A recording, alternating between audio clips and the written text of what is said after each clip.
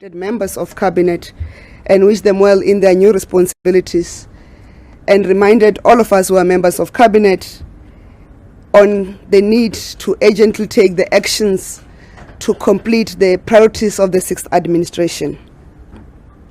On issues affecting electricity, cabinet welcomed the launch of the Resource Mobilization Fund, or commonly known as the RMF, by the Minister in the Presidency for Electricity, Dr. Hossein Tsuramokgopa.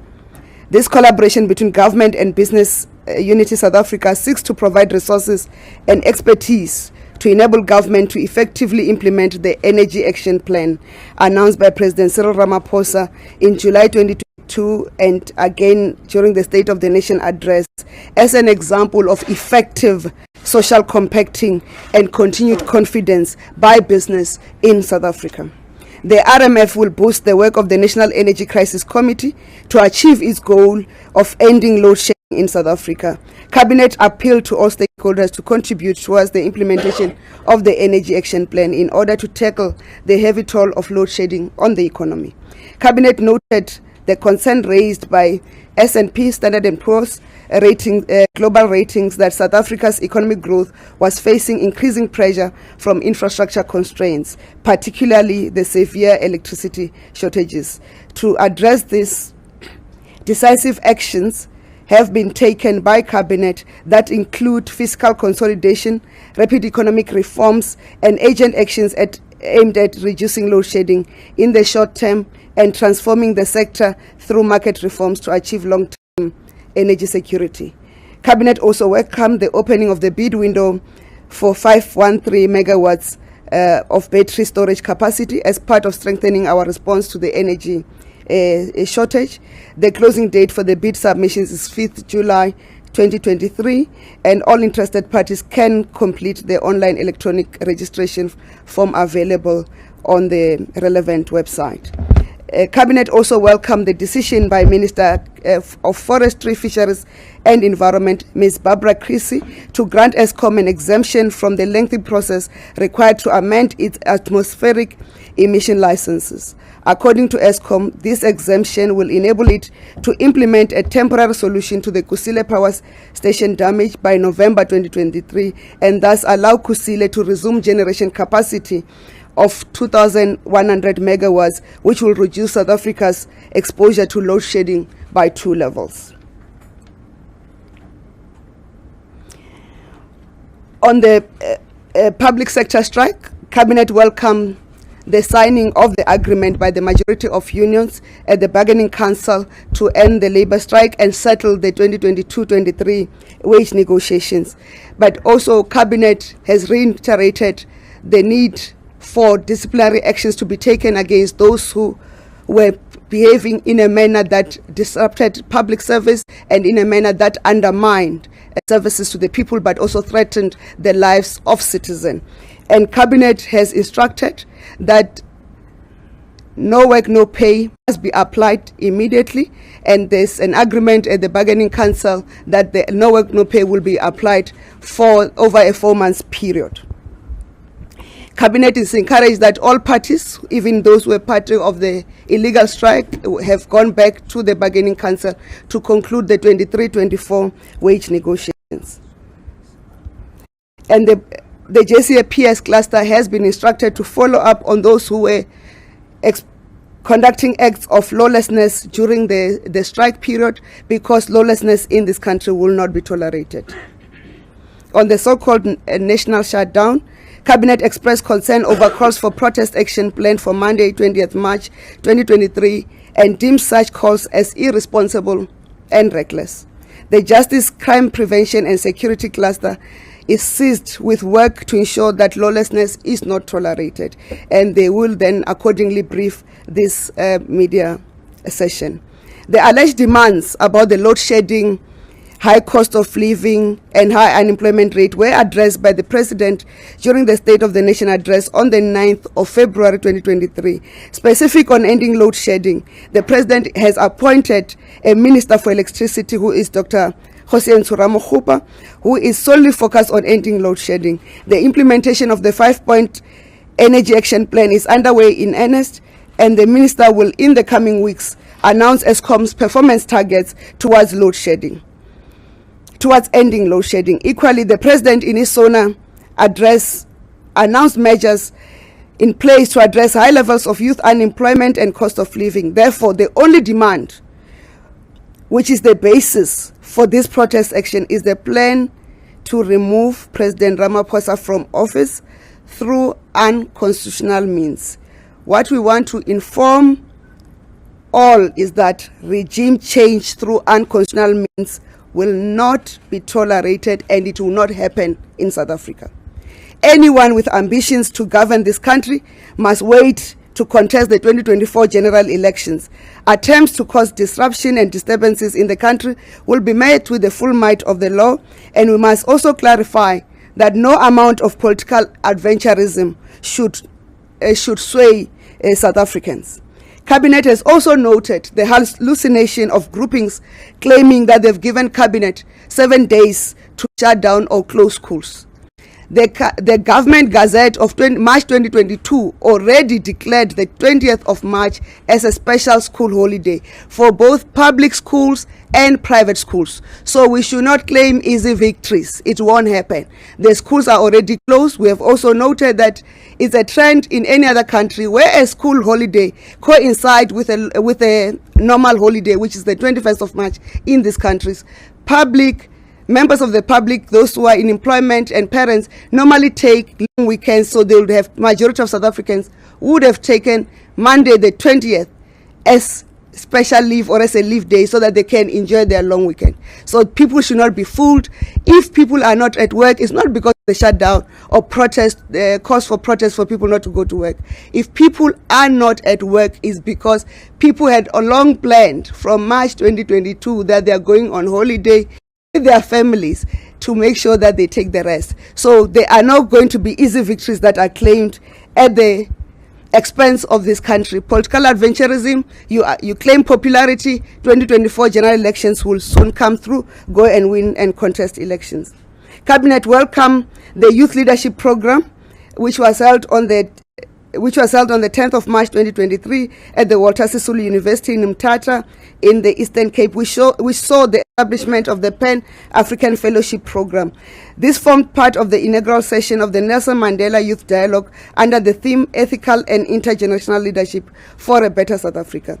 This intergenerational leadership platform strengthens existing continent-wide plans and agreements such as the African Union Agenda 2063, African Youth Charter, and the African Continental Free Trade Agreement.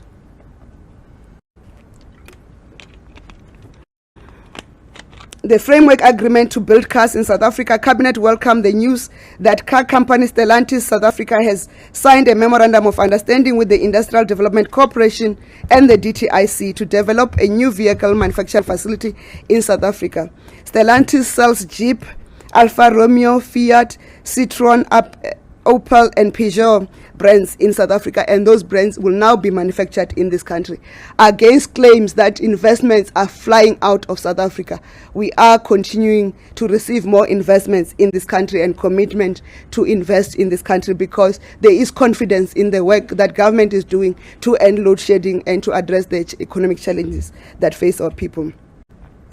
On South Africa's and Tanzania relation, Cabinet welcomed the state visit to South Africa on Thursday, 16th March 2023 by President Samia Suluhu Hassan of the United Republic of Tanzania at the invitation of President Cyril Ramaphosa.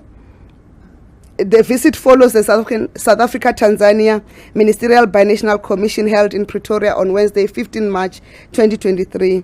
It will also crown the second session of the South Africa-Tanzania BNC, which comprises 4 committees: political and diplomatic, defense and security, economic affairs, and social and cultural affairs. In addition to its solidarity with South Africa's liberation struggle, Tanzania is one of the country's foremost trading partner, with total trade between the two nations increasing from 6.89 billion rands in 2021 to 8.71 billion rands in 2022. There are more than 250 South African companies in diverse sectors who are invested in Tanzania.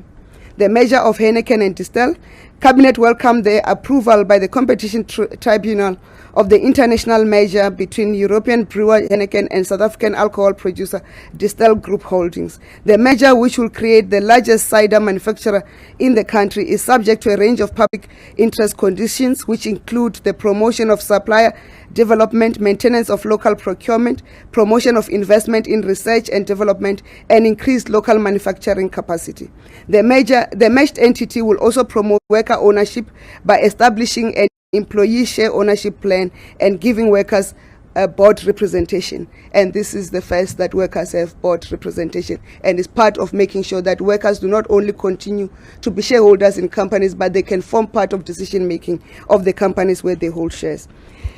On the 2022 flood relief progress work, government is at work to support the victims of the 2022 and 2023 floods continues, and Cabinet welcomed the inspection conducted by the Minister of Human Settlements, Ms. Mamuluko Kubai, and the Minimec of Human Settlements in the from various provinces, which they undertook in KZN to monitor the progress that has been made to accommodate the victims of floods of 2022 as we walk towards the first anniversary of that human calamity that our country faced.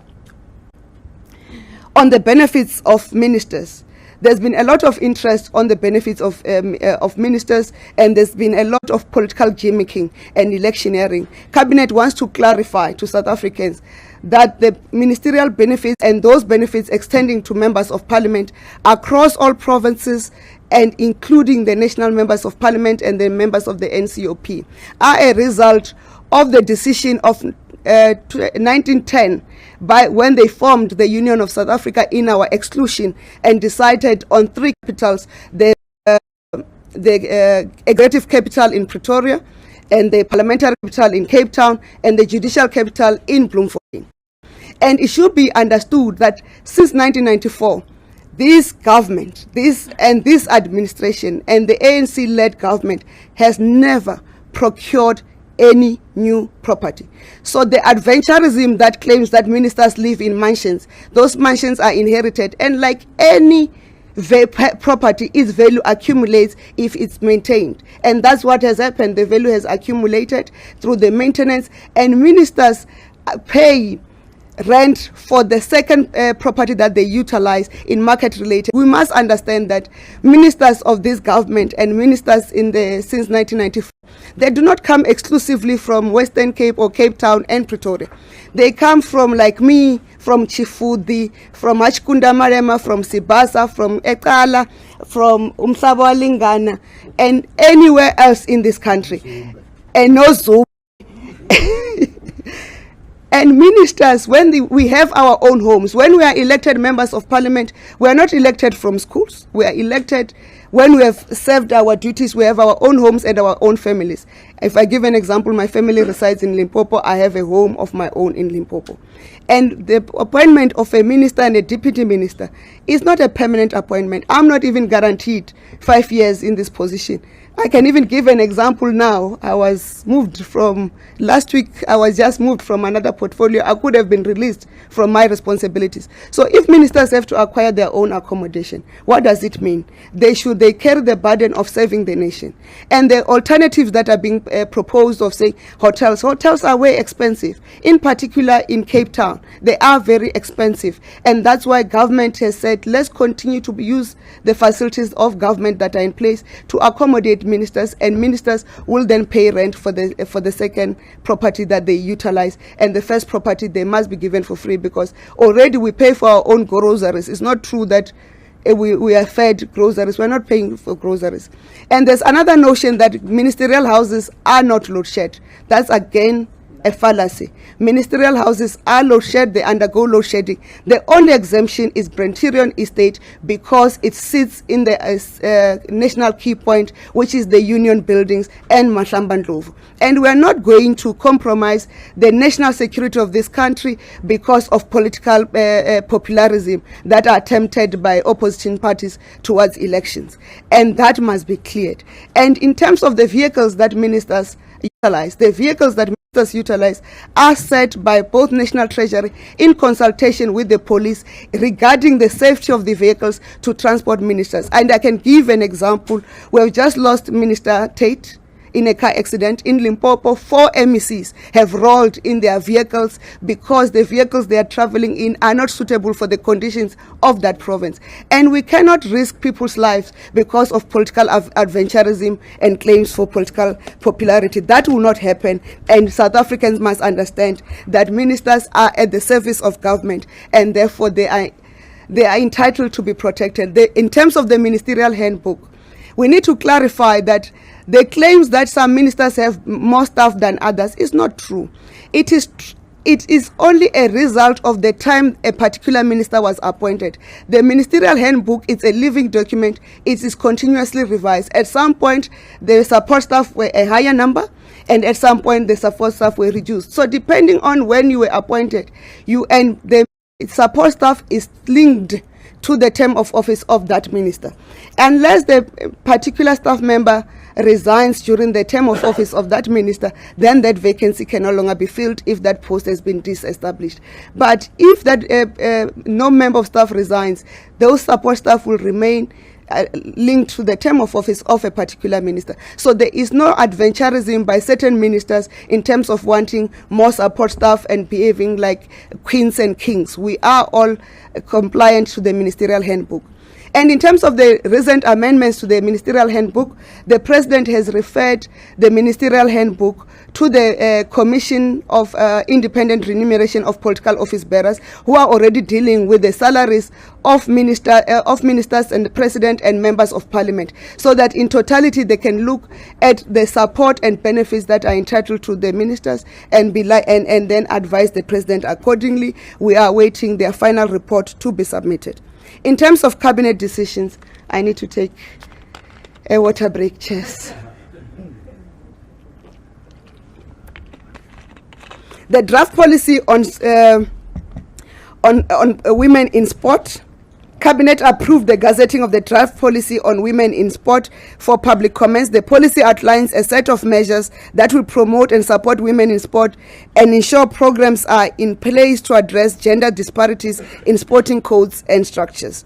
It also addresses barriers to entry by women in sports, such as lack of funding, sponsorship, and inadequate remuneration. The proposed policy intends to promote increased active participation of women in sport and leadership roles such as coaching and officiating. The policy recognizes that increased participation of women in sport and leadership positions will drastically reduce and finally eradicate gender inequality and various forms of discrimination against women. It also seeks to promote equity and ensure women receive respect and recognition on the professional front, including equal remuneration as their male counterparts. And I must say, our girls have done this country proud. Sometimes I even felt that there are teams that we must replace with the female team so that the female teams becomes the first team of the nation. You could tell women are happy that there would have been more applauses in this room.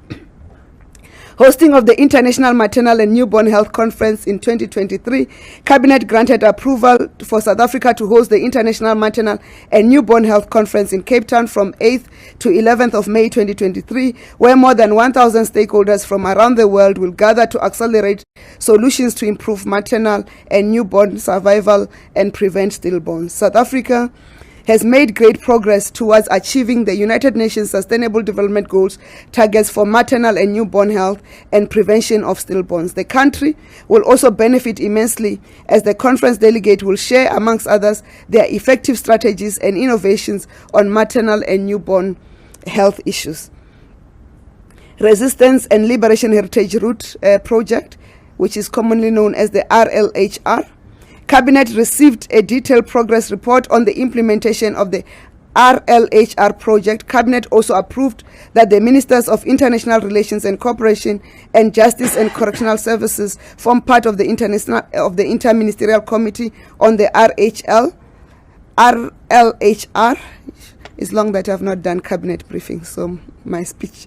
The RLHR is a national memory project aimed at Commemorating and celebrating South Africa's road to freedom, Cabinet established the IMC to oversee this project and provide political leadership. The project seeks to include various forms of memorialization of the sacrifices freedom fighters made for South Africa to become free and democratic. It also allows for the construction of museums, monuments, libraries, and archives, and aims to recognize the spirit of solidarity and cooperation amongst Africans. It has also been endorsed by the United Nations and has the potential to strengthen people-to-people cooperation using cultural and heritage across the continent. A number of activities that took place in 2022, including ministerial visits to Botswana and Zimbabwe, as well as planning meetings with Angola and Tanzania, has already taken place. Activities around this project aim to connect all Southern African countries and educate young people about the struggle against colonialism and racism. And the policy similarly makes allowance for the repatriation of the remains of South African liberation fighters who are buried in foreign countries. About 11 graves that are known to belong to South Africans have been identified in Zambia, including that of struggle stalwart Comrade Mr. Duma Nokwe. The National Policy on the Digitization of Arts, Culture and Heritage. Cabinet approved the National Policy on the Digitization of Arts, Culture and Heritage for implementation. The policy gives further effect to the National Policy on the Digitization of Heritage Resources that was developed by the then Department of Arts, Culture in 2011, and the policy focuses on the digitization of heritage resources for the purposes of preservation, access, management and ownership. On terms of the bills, Judicial Matters Amendment Bill of 2023, Cabinet approved the submission of the Judicial Matters Amendment Bill of 2023 to Parliament. The bill aims to amend numerous acts administered by the Department of Justice and Constitutional Development by addressing technical issues and matters that affect the practical application of the acts. The bill contains 37 clauses that propose amendments to correct the constitutional defects of the various acts. On upcoming events, Human Rights Day, President Ramaphosa will deliver the keynote address at the 2023 Human Rights Day national event on Tuesday, 21st March 2023 at DR in West Stadium in the Northern Cape. The theme of this year is consolidating and sustaining human rights culture into the future, as we commemorate the Sharpeville and Langa massacres and other massacres that took place on the 21st of March 1960 throughout the country. As government, we remain committed to the constitutional responsibility of protecting the human rights of all people in the country, and we plead to society to work together to ensure that we leave no one behind in making the provisions of the Constitution of the Republic of South Africa of 1996 and the Bill of Rights alive and a lived reality for all.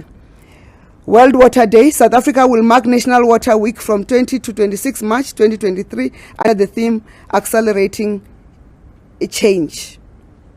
This week coincides with the World Water Day on the 22nd of March 2023, which highlights the importance of fresh water.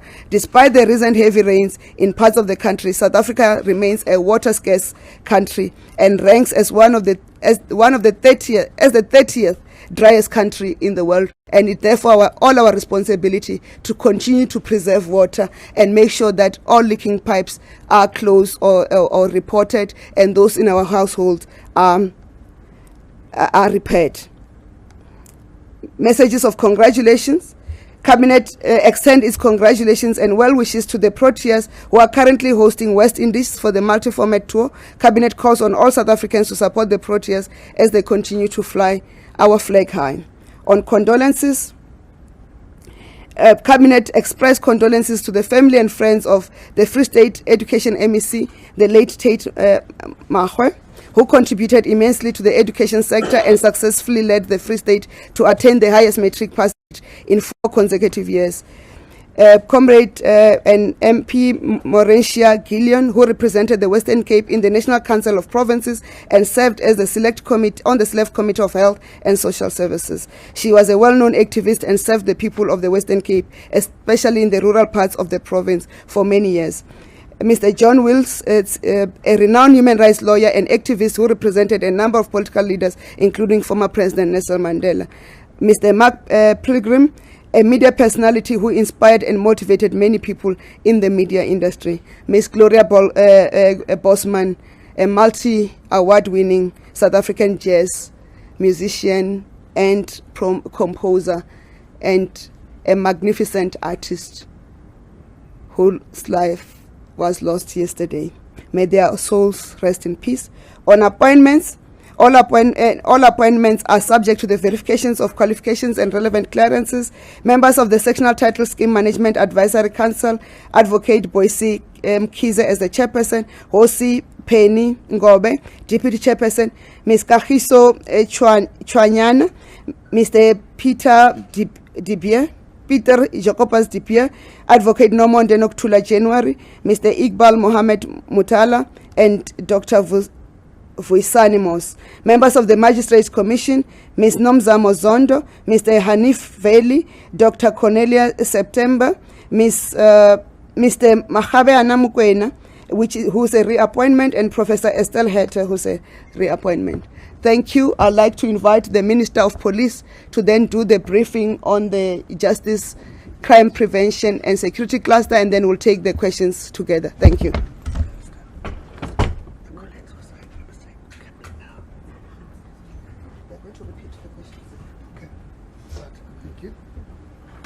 Thank you, thank you, Minister Cele. So we'll just join up the two. Thanks.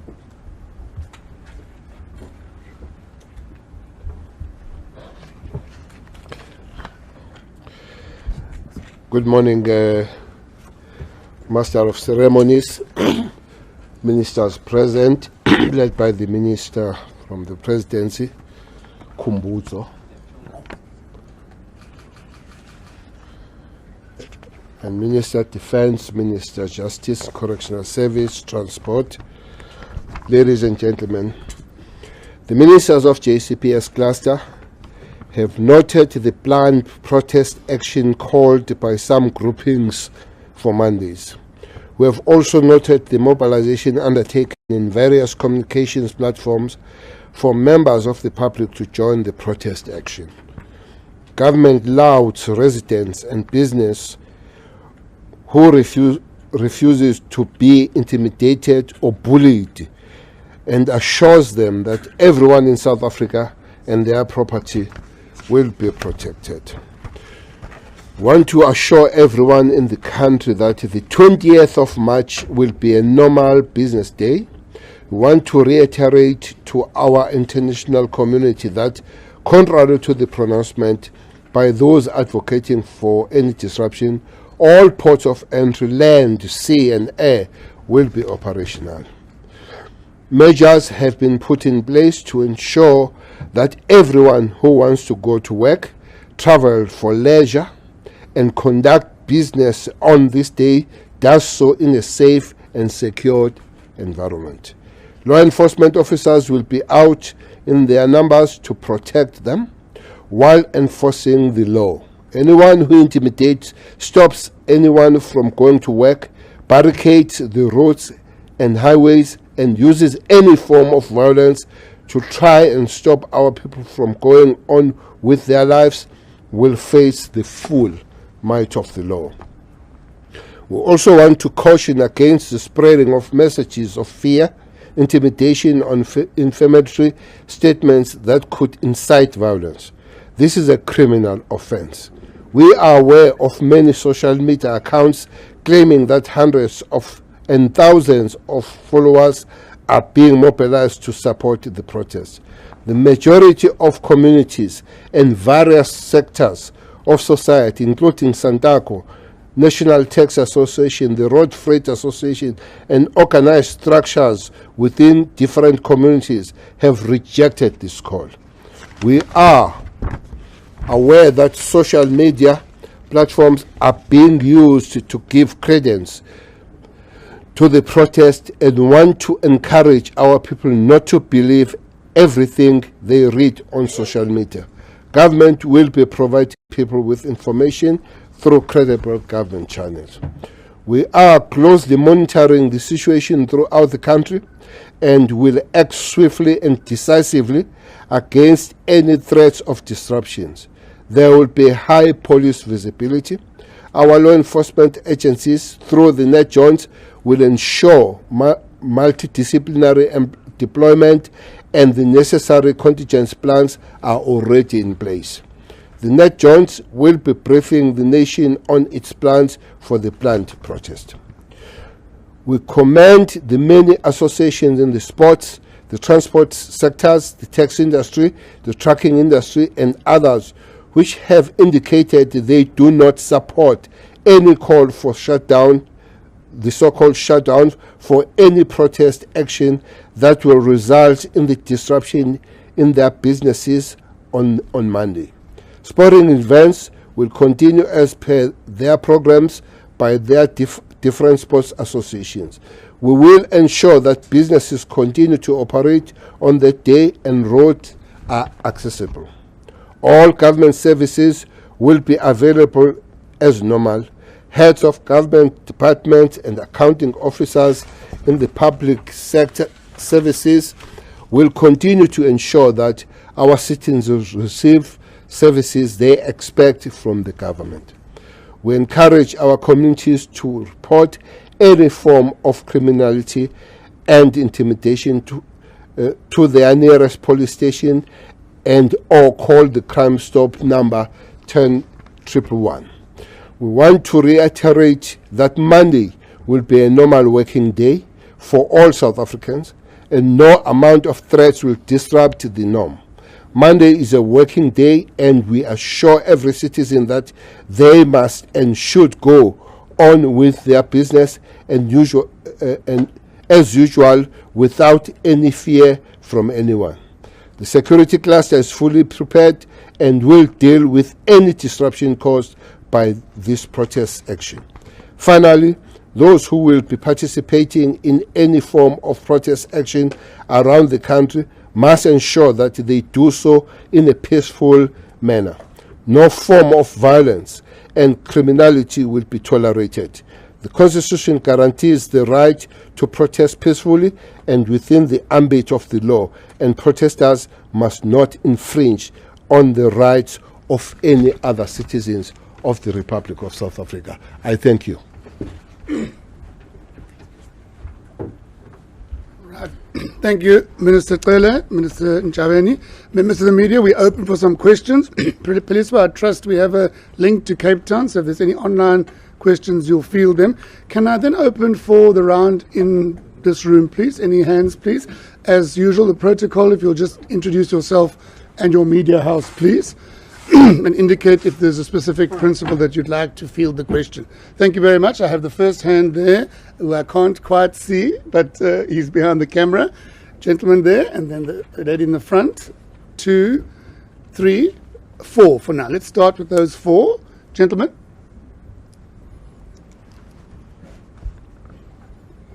My name is Pimaola Mkhawuli from Newsroom Africa. Just a quick follow-up for Minister Cele. In terms of deployment, without of course sharing your plans, do you have the capacity to be out? As you said, you've assured businesses, you've assured South Africans that Monday will be a working day and no zero tolerance will be applied for those who interfere with those trying to go about their business and enjoy their day or go about their businesses. But do you have the boots on the ground to be everywhere to respond to any challenges should they arise? Thank you very much. In that front. Gatel Sokoto from Kaya 959. This really is at the back of my colleague, Minister Cele. Goodness forbid, we see something like we saw with the July unrest. Also, do we have capacity? And also businesses who want to run. How will they be protected? I mean, there's a lot of businesses everywhere in the city. So, how, if they do open shop and they are, intimidated or anything like that, how will they be protected? Thank you very much. In the front here. Oh, sorry. At the back there. Yes, thank you very much. My name is Momo from Sunday World. I'm gonna ad-lib a bit from what the minister just said at the end. The minister said there will not be tolerance of disruption to services. I'm wondering what services the minister is referring to. Is it electricity? Is it collection of waste? Is it provision of water? At least in my area where I come from, those services they have not been coming in the past few weeks. But anyway, maybe the minister has a different picture. Then secondly, there is a report that we've managed to access. Well, it's a communication between the SAPS and Fidelity Security Group, where Fidelity is requesting a meeting with the SAPS with the idea that they would be able to back up the SAPS in terms of managing the shutdown. So we just want to find out, has that meeting happened?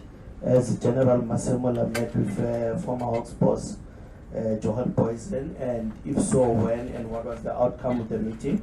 And the last question, I'll bring other questions in the second round. To the extent that the police do receive training in terms of public order policing, is the same assured for private security?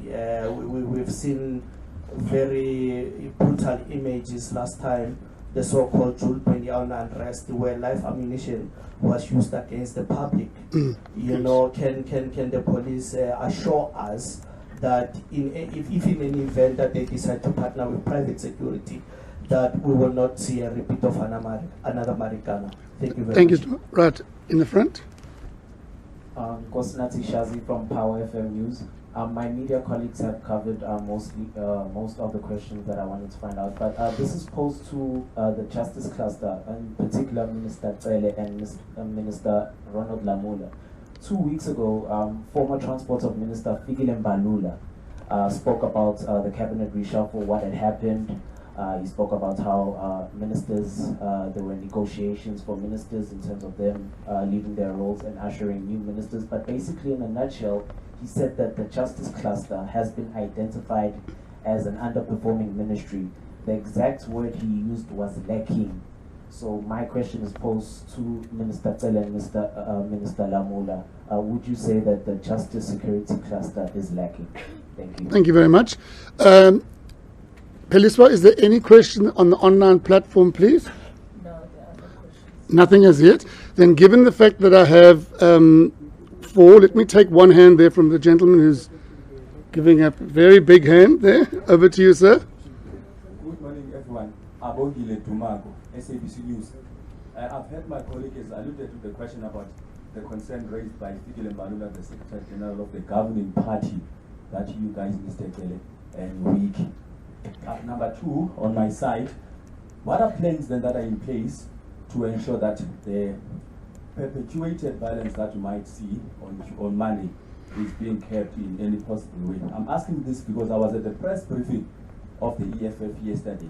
Julius Malema did not want to divulge as to basically how are they going to approach the protest, where are they going to start, where are they going to be heading to. You might have a challenge, if I may, to sort of get a sense of where is this whole protest going to take place from. Are you in any way aware how are you going to approach that, seeing that you have said you will deploy as much enforcement officials as possible? Thank you very much. Okay. Sorry. All right. No, we'll take your hand. Let's just take them up, please. Okay, I'll come to you then, ma'am. Gentlemen, yeah, let's just take the last two, then that's fine. Just on a question of clarity as well, a follow-up. In terms of the investment in the country and what Minister was saying about, the rumors, if I may, of investment fleeing the country, making an example of, the big investment coming in with the vehicles, etc. I'm just curious on the issue of, and also on the back of that, where vehicle manufacturers are in the country. Government has got long-standing contracts with the Bayerische Motorenwerke AG or BMW in terms of how they transport many of the government officials, particularly cabinet ministers. Is there any plans to change this, given the spate of state officials and particularly also ANC leaders that have been perishing in terms of in their official vehicles? Are you looking at perhaps using different manufacturers to try and see if there's a problem with a particular vehicle, or is there a problem with those driving the vehicle? Okay, thank you. I got that one. Colleague? I'm Jacques from the NCA. Without obviously giving too much information, I'm just curious to know if the SANDF will be deployed on Monday. Thank you. Thank you, Ms. Jokos. All right. Sorry, the lights are quite bad. So I think let's take those ones for now. Let's start, Mr. Taylor, if you could perhaps start, sir. Alphabetical. Yes.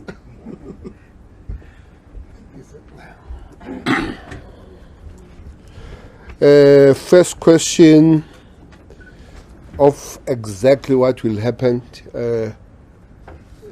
either this afternoon or morning. The net joints will come with the actual plans of the ground. We're just giving the overall. Minister of Defence is here, but Defence itself is a part of the net joints. So those commanders will give us the actual plan.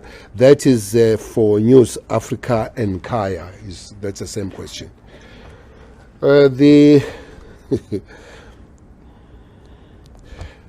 services. You don't see the services. They do see services. Services we talk about, there are offices of Home Affairs. If you go there, there are long queues of people seeking services. Those services will be found. Hospitals will be open. People will go and get those services. People will be going to municipality offices to pay for services. The one you talk about is the services that a minister and presidency spoke about that are taking board. Maybe she'll explain further, as she did explain that what is happening about that. Your question is a little bit lighter, is watered down than the question you asked yesterday about poison. I don't know why don't you repeat it as you ask it. Is a question light today, for whatever reason. You called Poison the name you called him. Poison was taken to court and was not found guilty for 2 years when he appeared in court.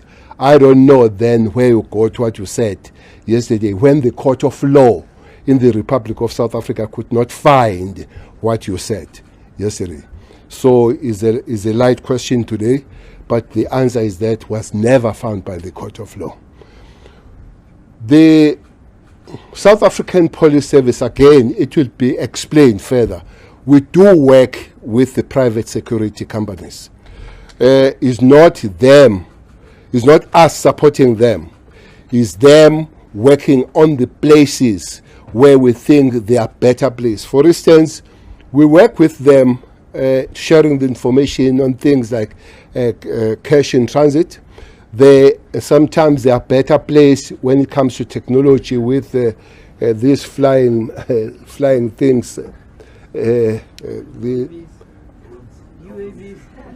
Not UAVs, the smaller ones. The drones, the drones, that's where we work with them at night and all that. So we'll be working with them on those things. But remember, they are also highly utilized by the private businesses. So we have to coordinate those things. The question was raised, how do you protect those businesses in collaboration with those people that are employed to do that, together with the law enforcement services will be working on that. That takes to the question of the training of the public, POP, Public Officer Police, who are trained, and we are very glad that quite a big contingent of them, they've been freshly trained and they are out there. They will be part of doing this. But also, private security companies, they are regulated by something called SIRA, and that is Private Security Institute of South Africa, where they are regulated, where they are checked if they are ready, they are keeping within the law, to such an extent that there are many companies that have been shut down because they are not following the rules and measures that are supposed, and regulations that are supposed to be following. The CEO, Advocate Chauke, is responsible for that and reports to the Minister of Police. So it's not just somewhere in the jungle where they are not known. And those that they get out of the way, they are really taken on board and make sure that the law is kept. I think that's the question minister that falls under this minister. The other one, maybe Minister of Justice will answer them, or they can be relevantly sent to a person who said that story of weakness. Maybe it would be unfair to answer the question of the statement not uttered by ourselves. But the Minister of Justice can explain how weak he is, and or somebody else can tell. Maybe that question would be more relevant. Thank you very much. Thank you, Minister. I think can I ask Minister Nchabeni to field one or two as well, please, Minister? Okay. Oh, he is going to come. All right, Minister Lamona.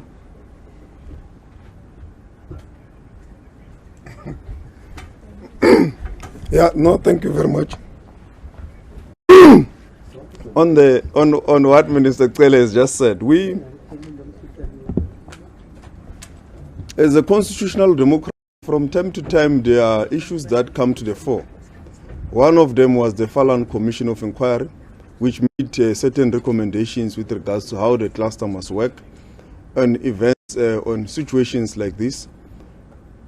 Also, after the July unrest, there was an assessment that was done. So we are also guided by some of those recommendations as we respond to all the protests that are happening in the country, including the so-called shutdown on the 20th of March. So we view the comments of the SG in the context of constructive criticism. We have strengthened our resolve as a cluster to respond to all the challenges based on previous experience, and we are ready to protect the rights of citizens in this country. As the minister, as she was briefing, she has said that everyone has got a right to protest, but you don't have a right to trample on the rights of others, to incite violence and so forth. So the Constitution will be our guiding document, and as the cluster, we have all the capacity to respond to the challenges that the country is facing in regards to issues of safety and so forth. So that is what we are here to say to the country, that the constitutional rights of all citizens will be protected. Thank you.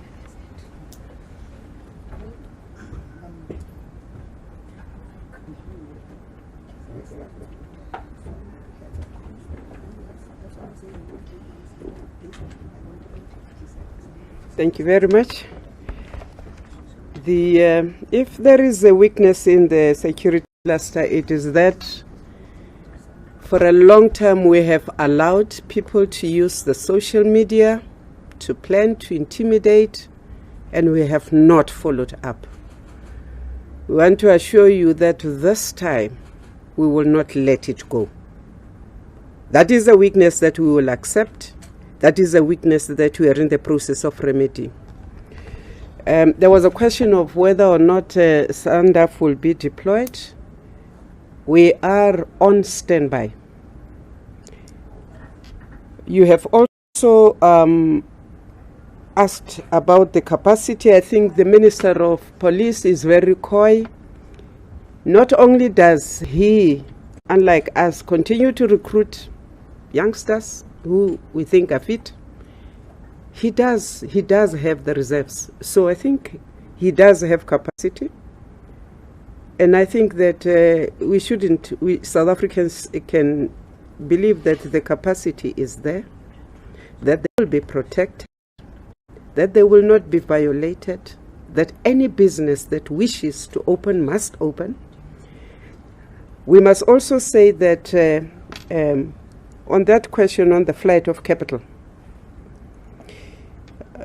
Minister Nchabeni is better placed to talk to the other parts, but I can tell you there is no flight of capital. There is a vast interest in the defense industries of the world to become partners and to come and invest here. So if anything, we're working overnight to try and partner South African defense industries with whoever wants to come and invest here. So it's a matter of time, it's a matter of where you are, and it is a matter of what you choose to understand and to propagate. Thank you.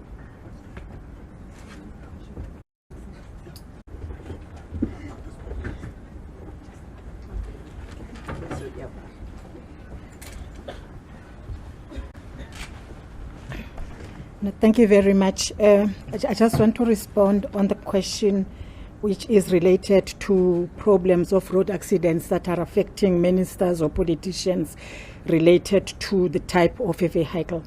There isn't any scientific evidence that says if it is a politician or any other South African for that matter will be in an accident if he drives or not drives this car. As a matter of fact, all of us are exposed to accidents on an equal footing for as long as we are on the road. I must indicate that the smaller the car is, the more chances are that the accident might actually be fatal. What we have in as far as that is concerned is that the statistics are indicating to us that if young people, in particular young male blacks, are likely to buy this car, and therefore that car will be more in accidents, irrespective of the type of the car. But if they like that, because the statistics are telling us that the majority of black young males are in accidents, are involved in accidents in South Africa, and they die in accidents in South Africa. Therefore, if they like to buy Cindy car or type of a car, then it will be common that Cindy type of a car will be in accidents. That is what we are saying. As a result, you then have some cars that have actually increased the insurances because they are liked by young people and male people. And therefore they are found to be in accidents common than other types of a car. However, we don't have any evidence that says politicians should change types of cars because they are more frequently in accidents. There isn't any evidence that tells us that. So I don't think we'll be doing that. Maybe just to add that we also are aware that the small bus operators as well as the SABC will not definitely be participating in the protest. They've actually indicated to us. Thank you very much.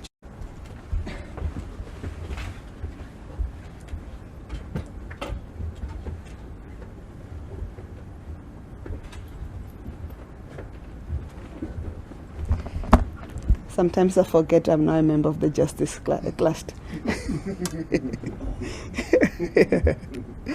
Thank you. Maybe just to start where Minister Chikunga left off, in terms of vehicle manufacturing, the government has agreements with all vehicle manufacturers in the country. And there is no decision that, there's no specific decision that you drive X car. So you choose the car you want to drive in yourself within the limit as set in the ministerial handbook. So there's no, we don't have a deal with BMW, Mercedes-Benz, Volvo, whatever. Deal with all of them. They're included in what we call the government vehicle subsidy scheme, or the vehicle schemes that are approved by National Treasury in consultation with the Department of Transport. If you want the list of the vehicles, you go and check on that. It's a gazette. It's listed.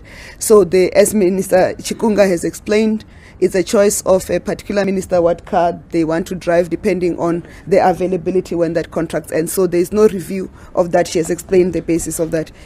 And in terms of Julius not revealing plans of where to start and whether the security cluster will have problems to manage that, the intelligence service is at work, and we are confident that we have our information, and we equally will not reveal how we're going to handle that. And as the Minister Cele has indicated, NetJoins will then deal with the details of how they are going to execute their operations, but without compromising the plans of the security cluster. Thank you.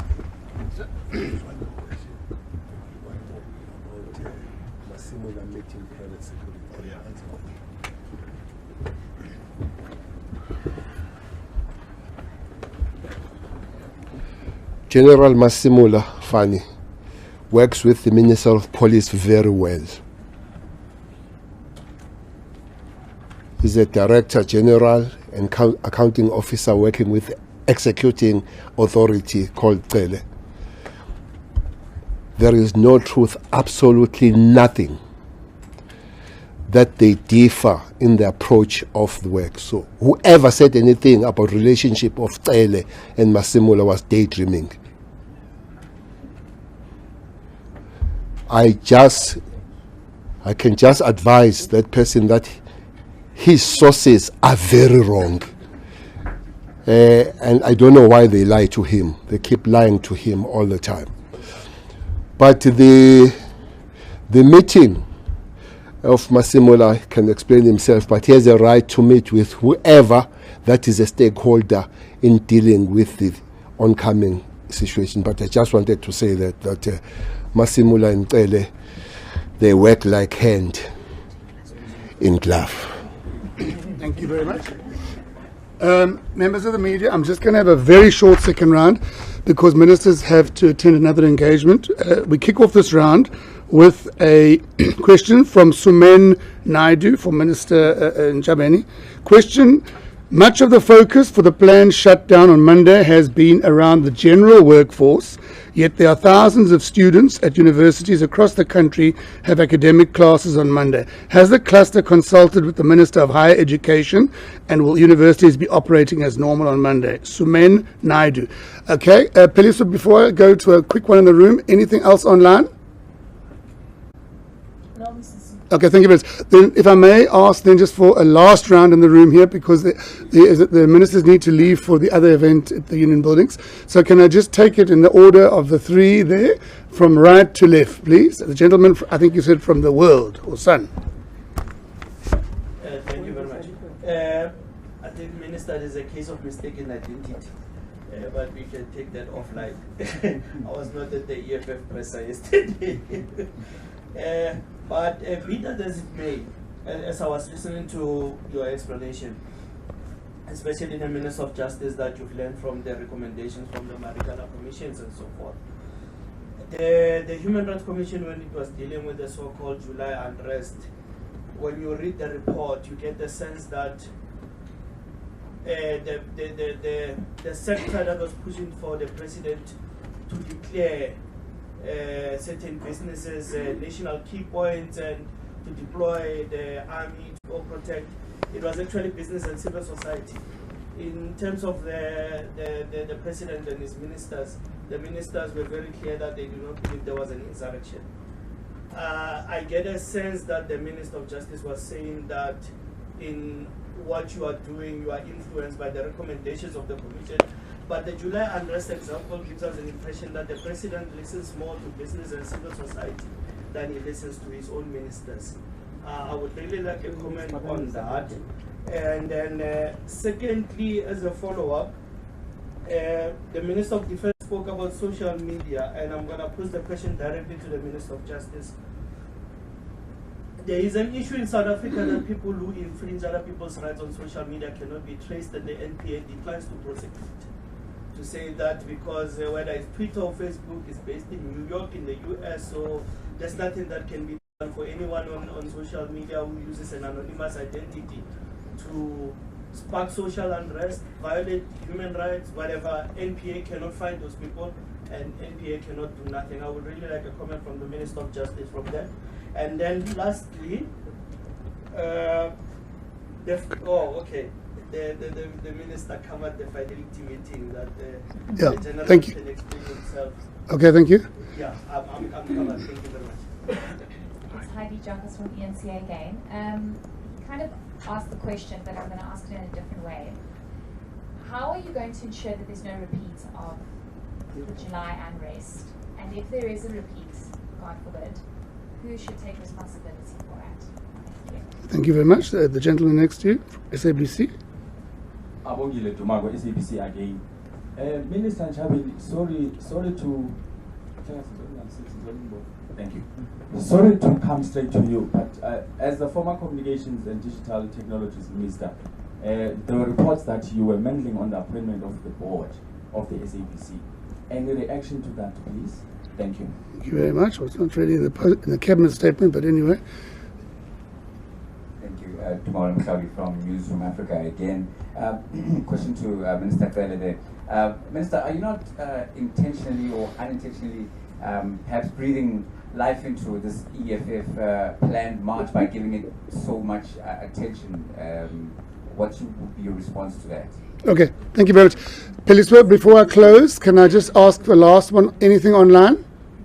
Okay, thank you very much, ladies and gentlemen. Over to you, Minister Ntshavheni, if you could start with you, please. No, let them start so that I finish. All right, sure. Okay, Minister Cele.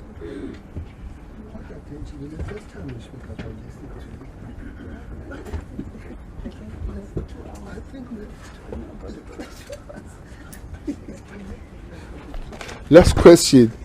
What attention have we given? We're talking about this thing for the first time today. What attention you're talking about? We had a 2-hour media briefing. It was said in January, this thing and all that. And in a formal way, government here, except that police have said something about it. But seeing this minister saying it's for the first time, which attention are you talking about? Okay. But we just need to plan and assure South Africans, there are South Africans that they feel intimidated, so we need to assure them. Maybe that goes with the question that was asked. If there is no July repeat, there will be no July repeat. You asked the question, what happens if it repeats? We'll cross that bridge as we come, but we did not ask what if it did not happen, where those kutus go. So let's leave that question there.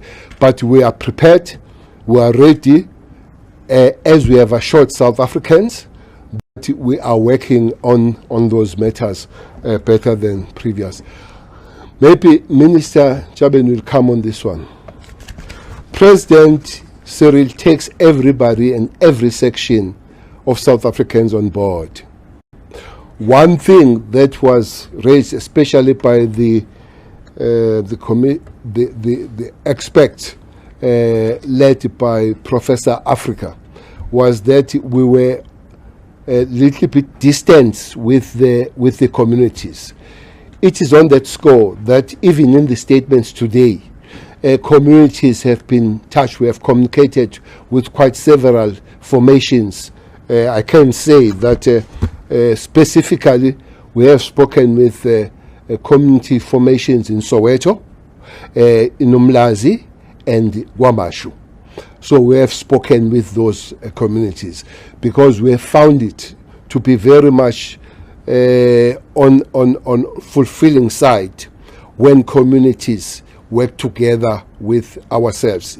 From that pronouncement by the experts led by Professor Africa, we have enhanced working with the communities, including CPFs that are on board as we speak. There have been meetings with the CPFs, both national, provincial, and at the local levels. So if he takes on board business, listen to business, I can assure you he listens even more with the communities. That's why we have moved faster in all other sections of life. Thanks very much.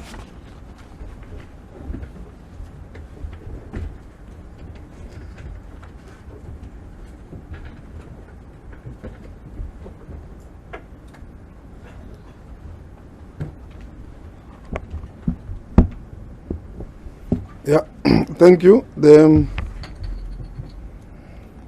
All the crimes committed at the level of the social media will be governed by a number of legislations, including the Cyber Crimes Act, which regulates such. And as you will be aware, there are people who are already in court on some of these criminal offenses committed in that space. It's true that in some of the cases there could have been decline of prosecution, but it was based on the evidence. But there is a law that regulates and governs the use and also the offenses related to the Cyber Crime Act, including incitement and all those things that goes with that law. The only thing that we are still dealing with is some of the regulations, but the act is there.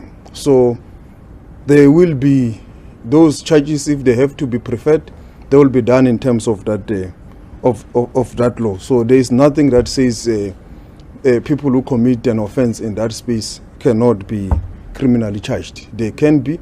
The evidence and the facts will guide the police and the NPA in terms of what process and how they should be prosecuted. So that is what will guide us. And it's also obviously, as Minister Cele said, indeed, the various commissions and the recommendations continue to influence our work and continue to ensure that we review, revive, and evolve in terms of how we deal with some of the criminal activities in the country, including some of the recommendations that come through the Human Rights Commission. And it is that informs cabinet decision making, including the security cluster and all cabinet committees in responding to the issues in the country. And at the end, that is what informs also what the president also communicates to the nation and ends up being a decision. It's evidence based, and it's information and stats informed. So that is how the president prefers to also make decisions, guided also by the constitution. So there's no particular sector or single sector that is the only one that tells the president what to do and what not to do. It is a cabinet and the government decisions, and that's why the cluster is here, to communicate to the nation that this is what is pertaining and this is how we're going to respond. It is because we have all engaged and we know what needs to be done, and all the relevant departments of government are attending to their task as mandated by the Constitution of the Republic of South Africa. Thank you.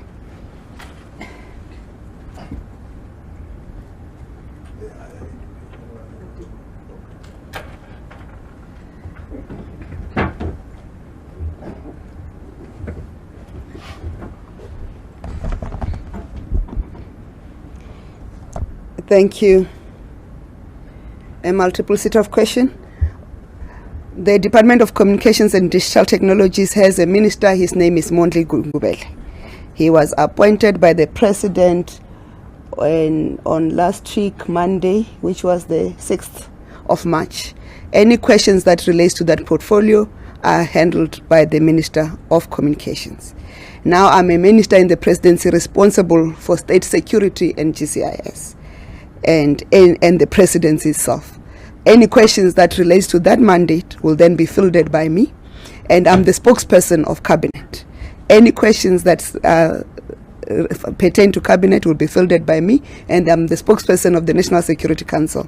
Any questions that relate to the National Security Council will then be fielded by me, supported by ministers of the JCPS cluster. So that's all I'm going to say on that matter. I thought we need to put it on the side.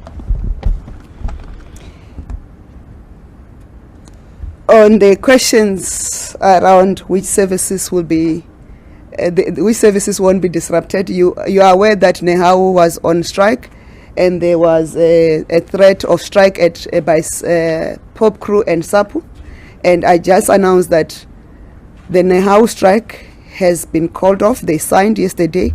Agreement is that today they are back at work. There's no more problems on that front. And SAPU has notified the police of that in fact they've signed the agreement yesterday, or that also they are no longer going on the strike.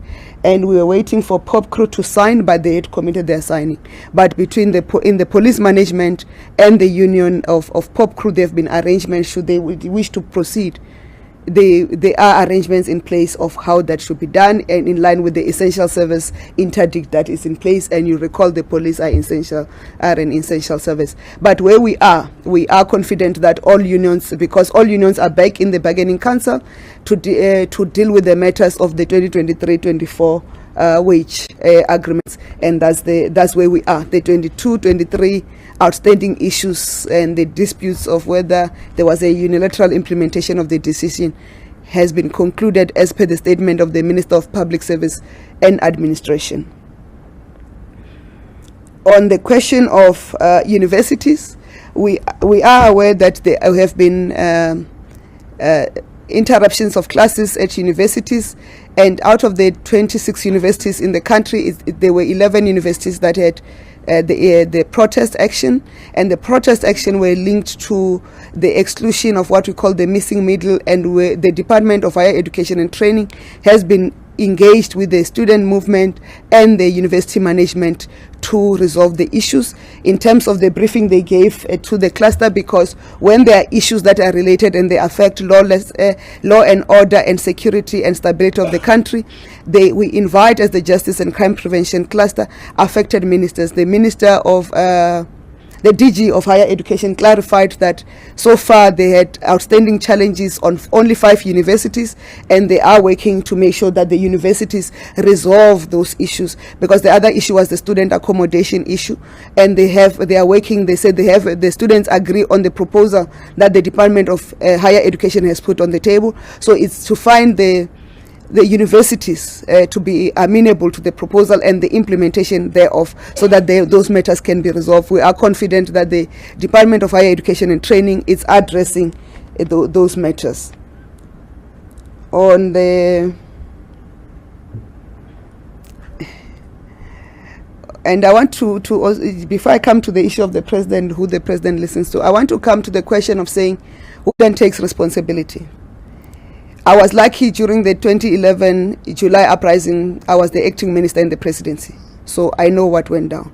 If you recall, during the cluster briefing of the JCAPS cluster, we're not talking in one voice. But today you have listened, there is synchronity of what we are saying and the plans that are in place, and anyone can take any question because we are coordinating. Part of the weakness that was identified was the lack of coordination from the security cluster, and I can assure you that the coordination is 500% improved from the previous experience, and therefore we are ready for any other eventuality.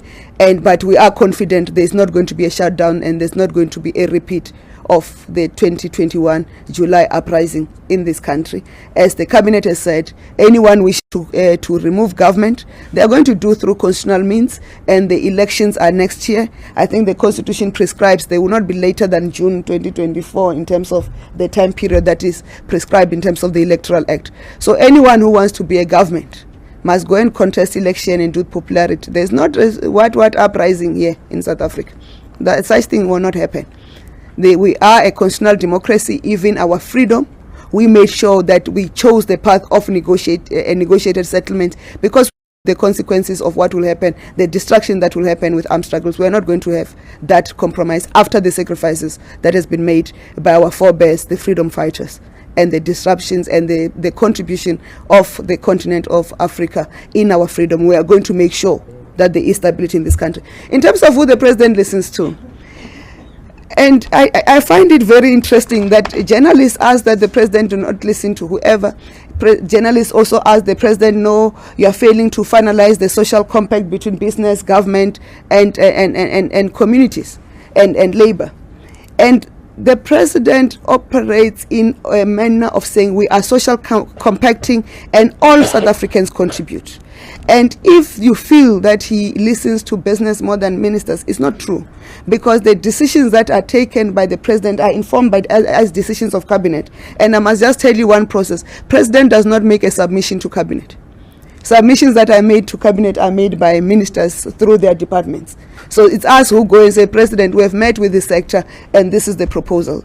That's why Minister Shikunga could stand up here and tell you the trucking sector, the taxi operators, the small bus operators, and the other last but cannot, because she's the one who went and met with them, and she continues to engage with them. She's the one who will make a submission. If there's any need to declare other entities as key points, national key points, it's a determination that will be made by the minister responsible in that sector in consultation with the justice cluster. Why is it important that you have economic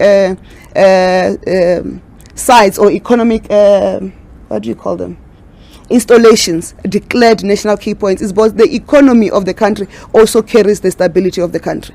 So that declaration, if there's a declaration of a particular area that you feel is a commercial area declared as a key point, is because it contributes to the national interest of this country, and that it must be protected, and government will do all its part to make sure that it's protected, and as such will then do the necessary consultations, and the declaration processes are done. It's not the president's choice. The president listens to his cabinet. He is the the leader of cabinet, and we execute as cabinet. Thank you very much, ladies and gentlemen. We have to go to the state visit. We have visitors at home. The president of Tanzania is here. We need to welcome her with home hands, so we are going to release the ministers. Thank you.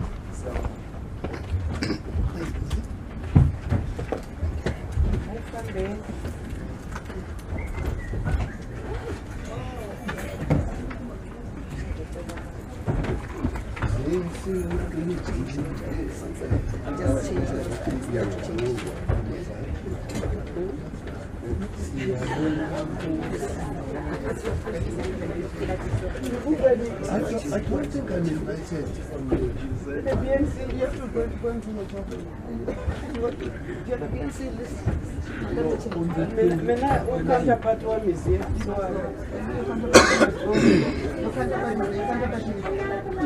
No, I'm saying I don't want to. Yes, so you must be there by Nobody told me I'm invited. The line is there. Yeah, the line is going to be done. So your counterpart is not here. I don't mind this line. The line I don't mind. Who invited us on this? It's